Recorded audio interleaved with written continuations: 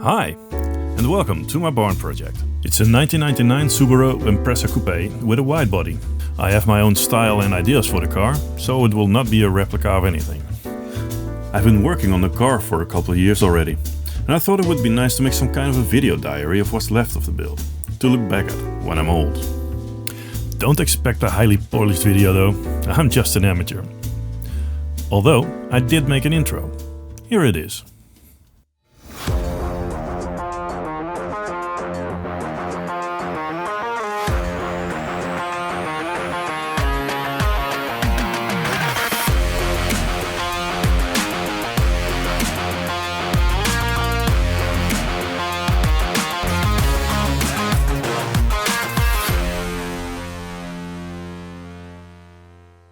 I bought the car as a bare shell.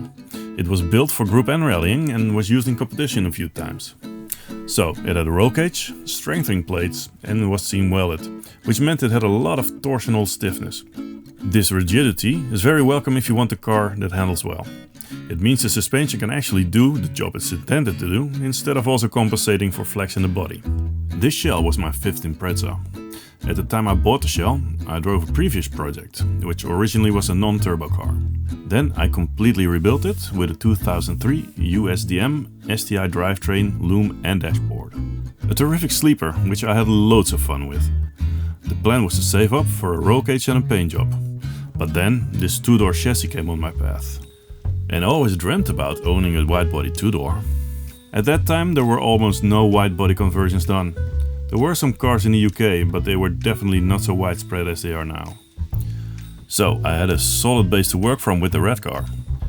But there still was a lot of work ahead. Soon after I bought the shell, I also purchased a wide body kit from Loungesport. This was a complete glass fiber kit. But the thing with glass fiber is that it has a different expansion rate to steel. So if you glue the fiber rear quarter to the steel body, it will always run the risk of cracking, even if you use flexible kit. So I decided to bite the bullet and have a set of rear quarters made out of steel. I found someone in Croatia that made them. He molded them off a 22B. I think I have the second set he made. These fenders are a real work of art. I will show them more in detail in a later video. But the first thing I started on was the interior. I thought this would be quick, because I already had fitted it to my GL. But this would not be the case. The biggest problem is the bar that runs under the dashboard, which normally is removable. But of course, when you have a full roll cage, it isn't. This causes some issues. Take the heater box for example. I had to totally gut it and even split the casing to get in there. I could have opted to try and fit one from another car that was smaller. But this is an electronically controlled heater and I wanted to keep it that way. So I had to do it the hard way. Only years later, when the work was done, I found out about these things. So I'm going to fit them anyway, because the car is not done yet and I have a complete heater box that I want to use when the car goes back together for final assembly. And if I don't have to split it, it will be worth the extra work. Also fitting the heater box with the loom behind it will be much easier this way. So, now that we've seen a tiny bit of what is done, let's look at the to-do list. There's quite some things to do here. I'll start with the interior. First up is mounting the ECU. That will be in the next video.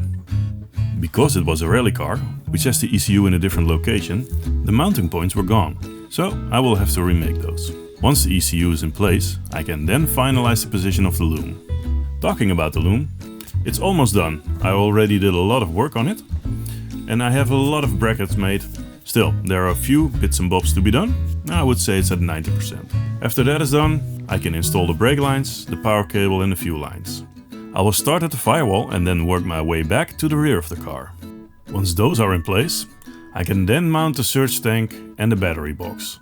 As you can see in the list, there are some other things, like the door switch position, fuel pump wiring, seat fitting, seat belts, that kind of thing. I will touch on those when we get to them. The same goes for the exterior. My plan is to first finish the inside of the car.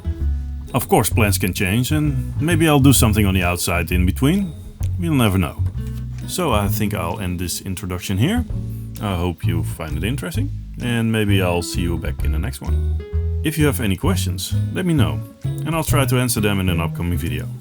As I said before, the next video will be mounting the ECU. It will be out soon, and I hope to see you then. Bye bye.